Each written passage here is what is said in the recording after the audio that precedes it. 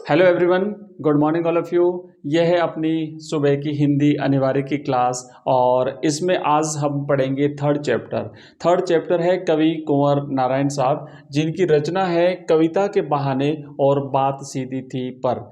इसमें complete questions करेंगे। सबसे पहले हम देखेंगे कवि का व्यक्तित्व एवं कृतित्व, क्योंकि इस पर प्रश्न बनता है और प्रत्येक जो कविता हम पढ़ते हैं उसमें उसके कवि का जो प्रश्न है वो करते हैं। बहुत अच्छे तरीके से मैं यहाँ पे तैयार करके लाया हूँ आज की इस क्लास में आपके लिए। उसके बाद में कुछ इंपॉर्टेंट जो एमसीक्यूज है वो भी करेंगे, फिर जो लघुत्रात्मक और अति लघुत्रात्मक प्रश्न बनते हैं इस अध्याय में से वो भी करने वाले हैं। दोनों कविताओं को हम कंप्लीटली आज पढ़ेंगे। तो आइए करते हैं स्टार्ट। और देखो, पहला क्वेश्चन है आपका यहाँ पे। सबसे पहला क्वेश्चन हमने लिया है कवि कवि कुंवर नारायण साहब के व्यक्तित्व और कृतित्व पर प्रकाश डालिए, ये प्रश्न है। तो देखो, जैसा कि व्यक्तित्व लिखते हैं, सबसे पहले व्यक्तित्व में जो उनके जन्म के बारे में, उनके शिक्षा दीक्षा के बारे में, उन्होंने कहाँ कहाँ थोड़ा सा काम किया, वो सारी चीज़ें देखेंगे। फिर उनका कृतित्व, उनकी रचनाओं के बारे में, उनको मिले पुरस्कारों के बारे में। यही होता है किसी कवि या किसी लेखक का व्यक्तित्व और कृतित्व। तो सबसे पहले बात करते हैं, तो हम यहाँ पे देखेंगे कि कवि कुंवर नारायण साहब जो है बच्चों, ये तीसरा जो सप्तक था, आपको याद होगा अज्ञेय साहब ने तार सप्तकों का संकलन किया था, जिसमें एक मतलब ये होता था, सप्तक का मतलब होता था कि 7 कवियों की रचनाओं को एक जगह संकलित किया था। तो एक सप्तक में 7 कवि होते थे, वो पूरा हुआ। फिर दूसरा सप्तक शुरू किया, उसमें 7 कवि। फिर तीसरा सप्तक, तो तीसरा सप्तक जो आया था उसमें नई कविता के कवियों को शामिल किया था और उसमें से एक थे कवि कुंवर नारायण साहब। तो तीसरा सप्तक के प्रमुख कवियों में शामिल कवि कुंवर नारायण साहब का जन्म 19 सितंबर बच्चों 1927 को फैजाबाद उत्तर प्रदेश में हुआ था। देखो, एक लाइन में हमने कितने सारी सामग्री जो वो एक साथ अवेलेबल करा दी। क्या क्या कि एक तो तीसरा सप्तक के प्रमुख कवि, एक नई कविता के कवि हैं ये, हालांकि नई कविता के हमने दूसरी लाइन में लिया है। तो इनका जन्म कहाँ हुआ था? फैजाबाद उत्तर प्रदेश में हुआ था। कब हुआ था? 19 सितंबर 1927 को जो है वो इनका जन्म हुआ था। तो ये हमने पहली कविता में लिया। फिर ये नई कविता के प्रमुख कवि हैं भाई, है ना। नई कविता जो आंदोलन है उसके प्रमुख कवि माने जाते हैं। आधुनिक काल में नई कविता का एक दौर चला था। भाषा और विषय की विविधता इनकी कविताओं के विशेष गुण हैं। क्या गुण है इनकी कविताओं के? भाषा और विषय की विविधता। अब इन्होंने क्या किया था कि खाली कविता ही नहीं लिखी थी, बल्कि कविता के अलावा इन्होंने कहानियां भी लिखी, इन्होंने लेख भी लिखे, इन्होंने फिल्मों पर समीक्षाएं भी जो है वो लिखी थी। इनकी रचनाओं में यथार्थ का खुदरापन भी मिलता है और साथ ही साथ सहज सौंदर्य बोध भी हमें देखने को मिलता है इनकी नारायण साहब की, कुंवर नारायण साहब की रचनाओं में। अब हम देखेंगे, देखो इनकी जो प्रमुख रचना है, तो यहाँ पे देख लेते हैं इनकी रचनाएं कौन कौन सी थी। याद रखिएगा, इनकी रचनाओं पर छोटे प्रश्न भी बन सकते हैं, ऑब्जेक्टिव प्रश्न भी बन सकते हैं और अति लघुत्रात्मक प्रश्न भी बन सकता है। पूछा जा सकता है आपको कि कवि कुंवर नारायण की किन्हीं 2 या 3 रचनाओं के नाम लिखिए। तो देखो, रचना है चक्रव्यूह, इनकी प्रसिद्ध रचना है। उसके बाद है परिवेश, हम तुम, अपने सामने, कोई दूसरा नहीं, इन दिनों, ये इनके काव्य संग्रह हैं। फिर है आत्मजयी, ये इनका एक प्रबंध काव्य है। उसके बाद आकारों के आसपास, ये इनका कहानी संग्रह है। पहले भी देखा हमने कि इन्होंने खाली कविता ही नहीं लिखी, बल्कि इन्होंने कहानियां भी लिखी, इन्होंने लेख भी लिखे, इन्होंने फिल्मों पर समीक्षाएं भी लिखी है। आज और आज से पहले समीक्षा है इनकी, और मेरे साक्षात्कार, ये एक सामान्य लेखन है इनका।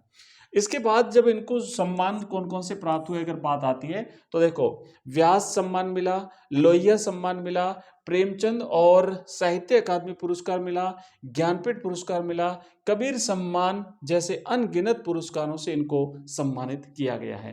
तो ये हमने देखा कवि कुंवर नारायण साहब का व्यक्तित्व एवं कृतित्व। और ये पीडीएफ बच्चों, आपको पहले ही मैंने बताया, अपना जो एजुकेशन राइज नाम का ऐप है, ऐप की लिंक इस वीडियो के डिस्क्रिप्शन में दी हुई है। वहां पर हमने कंप्लीट ये पीडीएफ प्लस इसके वीडियो वहां क्रम से एक साथ जो है वो हमने दिए हुए हैं, तो वहां से आप प्राप्त कर सकते हैं। नेक्स्ट क्वेश्चन की तरफ बढ़ते हैं, अगले प्रश्न की तरफ बढ़ते हैं। और अगला क्वेश्चन देखो लिखा हुआ है कि कविता के बहाने कवि कुंवर नारायण क्या कहना चाहते हैं। इस कविता के बहाने, कविता के माध्यम से कवि क्या कहना चाहता है। बच्चों, इसमें यह होता है कि कविता जो है, कवि ने क्या किया है कि कविता के बहाने जो कविता है इसमें कवि ने एक यात्रा का वर्णन किया है। एक यात्रा, किसकी यात्रा? कविता की यात्रा। किसके किसके बहाने? कविता की यात्रा एक चिड़िया के बहाने, कविता की यात्रा फूल के बहाने, फूल का खिलना, फूल का महकना, फूल की सुगंध उसके बहाने, और फिर कविता की यात्रा एक बच्चे के बहाने। जो कविता चिड़िया फूल से लेकर बच्चे के खेल तक की है, क्या है? यात्रा।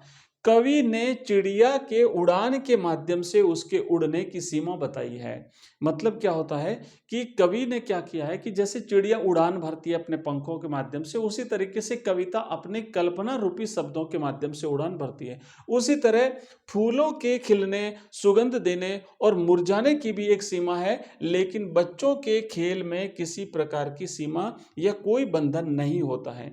तो उसी प्रकार कविता में भी तो शब्दों का खेल ही है, और कविता की कल्पना अनंत होती है, क्योंकि कल्पना की कोई सीमा नहीं होती है। व्यक्ति चाहे उतनी कल्पना कर सकता है, आप चाहो उतनी कल्पना कर सकते हो, आपकी कल्पना की कोई सीमा नहीं होती, आपको कोई रोक नहीं सकता।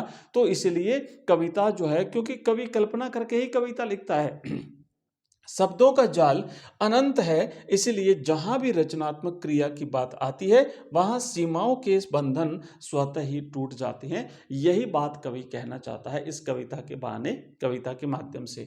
देखो बच्चों, इसमें क्या होता है, दो कविता, एक तो है कविता के बहाने। मूल प्रतिपाद्य क्या है, अगर आता है तब भी आपको यही चीजें लिखनी है कि कल्पना की कोई सीमा नहीं होती है, और कल्पना, कवि का काम ही होता है कल्पना करके कविता लिखना। तो हम इस तरीके से कविता लिख सकते हैं। सारी चीजें आप ये जो इसमें कंप्लीट लिखा हुआ लिख सकते हैं।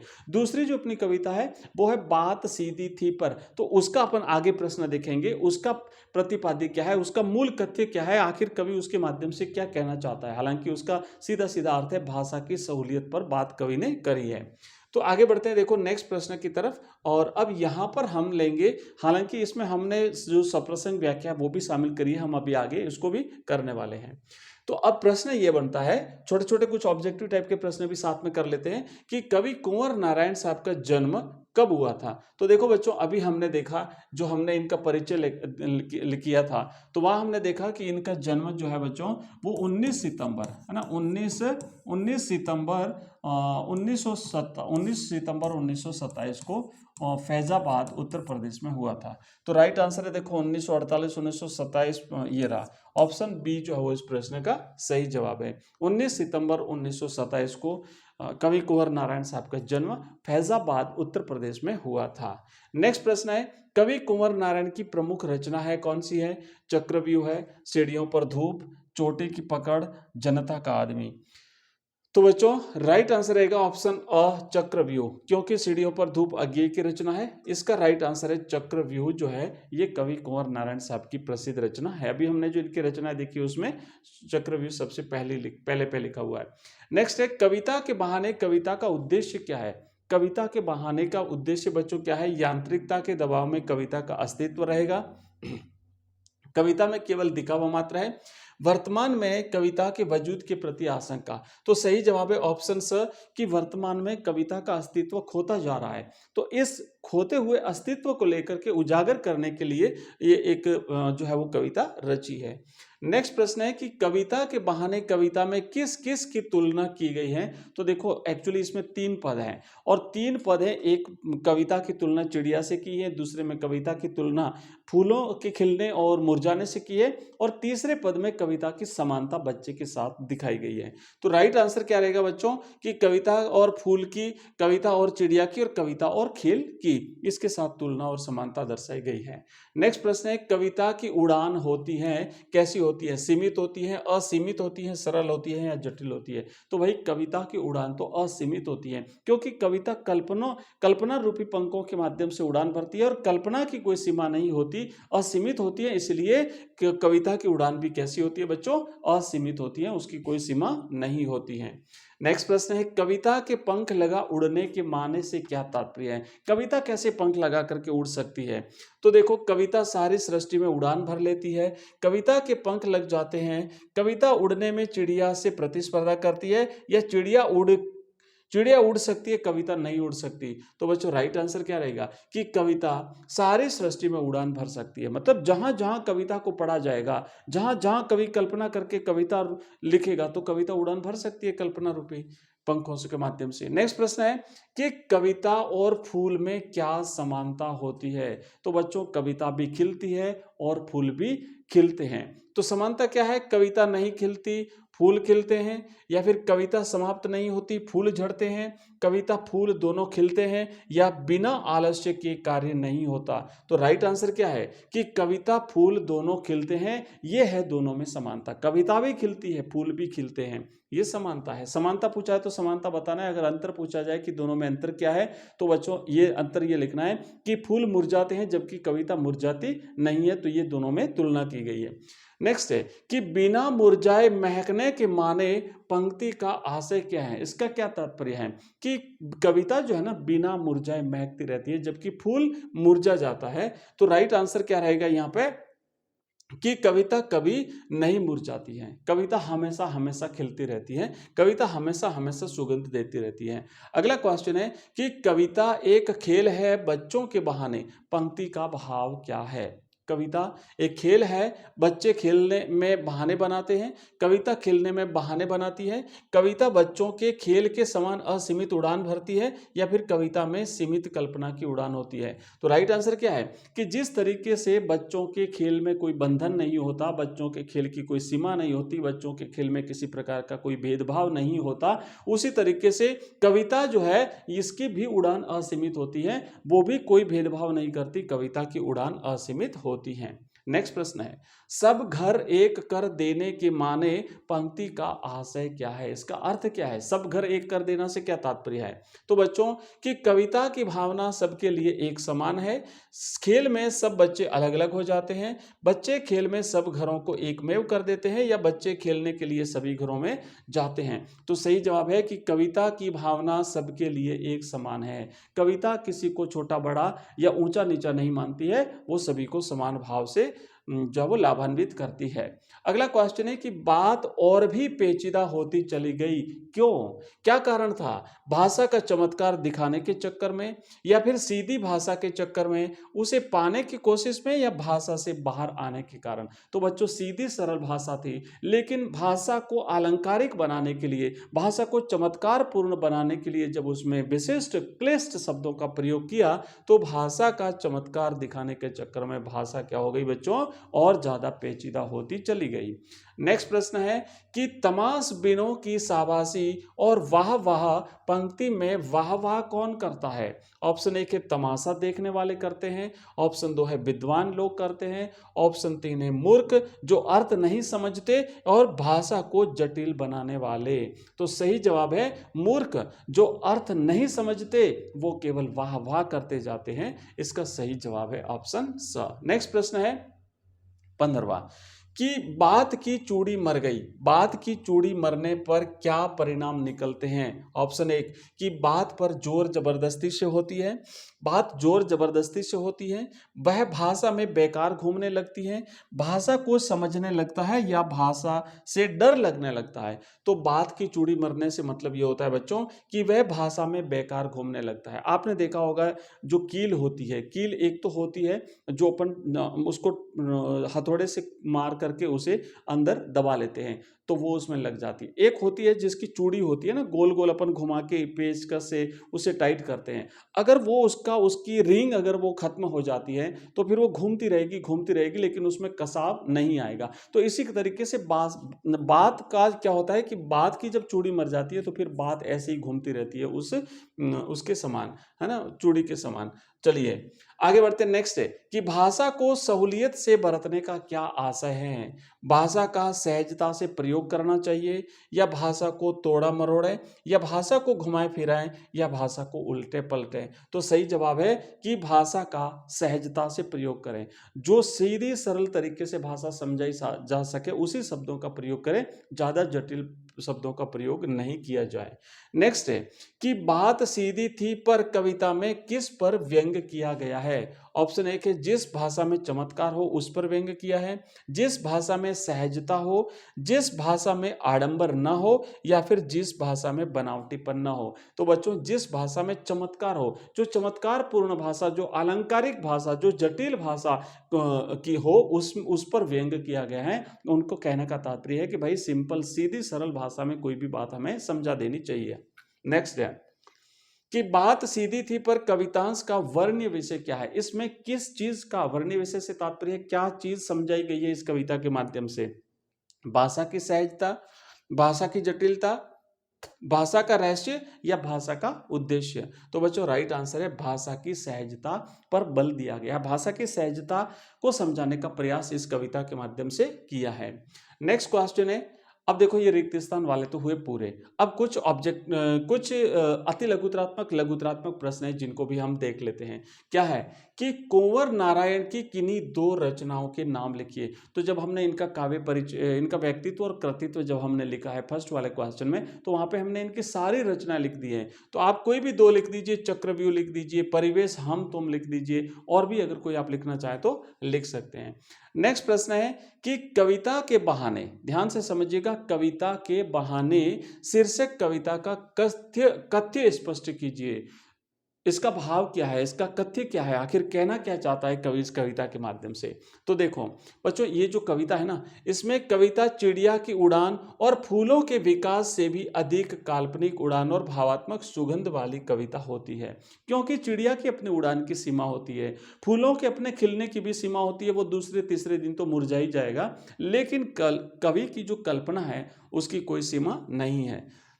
कविता बच्चों के खेल जैसी आनंददायी होती हैं, लेकिन आज के युग में यांत्रिकता के दबाव में, मशीनी युग आ गया है, अब कौन कविता पढ़ता है, किसको कविता अच्छी लगती है? लेकिन वास्तव में कविता का आनंद ही अलग होता है। तो कविता यांत्रिकता के दबाव में कविता के अस्तित्व पर जो संकट आ गया है, उसको उसको एक प्रकार से जो वो लोगों के सामने लाने का प्रयास जो वो कवि यहाँ पर कर रहे हैं। नेक्स्ट प्रश्न है कि बात सीधी थी, बात किस कारण टेढ़ी फंस गई? बात सीधी थी, सिंपल थी, सरल थी, लेकिन आखिर क्या हुआ कि वो टेढ़ी फंस गई? तो देखो बच्चों कि कवि ने सरल बात को कहने के लिए दुरु मैंने कठिन और चमत्कार पूर्ण भाषा का प्रयोग किया। कहते हैं ना अलंकार पूर्ण भाषा। कवि क्या करते हैं कि अपनी भाषा को और ज्यादा आकर्षक बनाने के लिए अलग अलग प्रकार के अलंकारों का प्रयोग करते हैं, अलंकारिक भाषा का प्रयोग करते हैं, और उससे क्या होता है, कई बार भाषा का जो वास्तविक अर्थ होता है वही नष्ट हो जाता है। वह क्लिष्ट भाषा का प्रयोग करके स्वयं को श्रेष्ठ और विद्वान कवि प्रदर्शित करना चाहता था। भाव सरल था किंतु भाषा उसके अनुरूप सरल नहीं थी। इस कारण भाव की सरलता और स्वाभाविकता नष्ट हो गई, क्योंकि भाषा जटिल थी और कविता का मर्म पाठकों की समझ से परे हो गया, यानी उनकी समझ में नहीं आया। और इसीलिए कवि कहता है कि बात जो सीधी थी वो तो भाई टेढ़ी फंस गई, समझ में आने की बजाय बिल्कुल उसका अर्थ ही नष्ट हो गया। नेक्स्ट प्रश्न है कि 22वां, बात और भी पेचीदा होती चली गई से कवि का क्या तात्पर्य है? तो अभी हमने जो बात करी लगभग वही प्रश्न घुमा फिरा के आ रहा है कि भाई कवि कविता में सरल मनोभावों को व्यक्त करना चाहता था, किंतु अस्वाभाविक क्लिष्ट भाषा के कारण उसे सफलता नहीं मिल रही थी।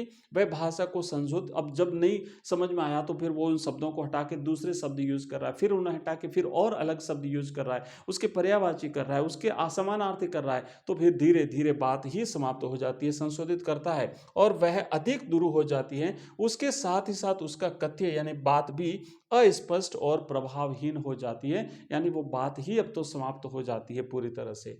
नेक्स्ट, हाँ अब नेक्स्ट कुछ नहीं है। तो बच्चों देखो आज की क्लास में हमने ये क्वेश्चंस देखे। अब मैं बता दूं एक बार शेड्यूल, हमारी जो क्लासों का शेड्यूल रहता है, तो सुबह 6 बजे बच्चों हिंदी, हमारी हिंदी जो अनिवार्य है, तो ये हिंदी अनिवार्य की क्लास रहती है, और सुबह 7 बजे अपनी हिंदी साहित्य की क्लास रहती है। तो ये तो दोनों क्लासें हैं अपनी सुबह की, जो आपको सुबह एवरीडे मिलती है। और उसके बाद अगर हम शाम की बात करें तो शाम को 5 बजे अपनी क्लास आती है, इतिहास की क्लास आती है। अगर आपका सब्जेक्ट है तो इतिहास हमारी एवरीडे शाम को 5 बजे क्लास रहती है। और उसके बाद शाम को बच्चों 7 बजे अपनी क्लास रहती है पॉलिटिकल साइंस की, ये लाइव क्लास रहती है ना। राजनीति विज्ञान की क्लास रहती है, ये अपनी राजनीति विज्ञान की लाइव क्लास रहती है, और ये है बच्चों लाइव क्लास, LIVE लाइव। उसके बाद फिर आती है बच्चों 7:30 बजे। हालांकि हमने इस इंग्लिश की क्लास को बीच में शुरू किया था, पर आप लोगों लोगों ने कहा कि सर शाम को करिए, तो 7:30 बजे बच्चों ये आएगी अपनी इंग्लिश की क्लास, और उसके बाद फिर 8:30 बजे आएगी भूगोल की क्लास, है ना, ज्योग्राफी की क्लास आएगी। तो ये भूगोल की क्लास आएगी और ये क्लास भी होती है अपनी लाइव क्लास, ठीक है। तो इस तरीके से ये तो अपनी क्लासेस होती है। इसके अलावा मैं आपको बता दूं कि इन क्लासेस के अलावा हमारा ऐप है एजुकेशन राइज नाम से बच्चों ऐप है, यहाँ पे मैं लिख देता हूँ एजुकेशन राइज।